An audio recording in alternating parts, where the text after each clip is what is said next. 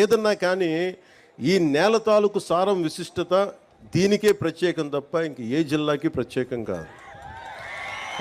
నేను ఒకటే అనుకున్నా, రాయలసీమ అంటే ఎందుకు పారిపోతారు అందరూ, ఎందుకు గొడవలు జరగాలి ఇక్కడ? రాయలసీమ తాలూకు విశిష్టత ఎంతమందికి తెలుసు? రాయలసీమ అనగానే కూర్చొని వాళ్ళు కూర్చోబెట్టి గొడవలునో ఇదని ఇవి కాదు.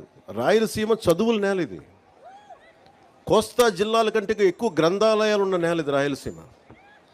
అలాంటి గొప్ప నేల ఇది. అలాంటి గొప్ప నేలకి అభివృద్ధి లేక ఎక్కడో గల్ఫ్ కంట్రీలకు వెళ్ళిపోతా ఇవన్నీ ఎందుకు జరగాలి అనేది నాకు ఎప్పుడు తాపత్రయం ఉండేది.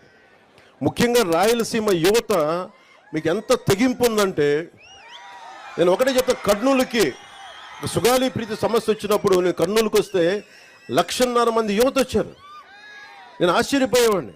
అలాగే మన రైల్వే కోడూరులో నాకు విజయం అని ఎప్పుడు తెలిసిందంటే, నేను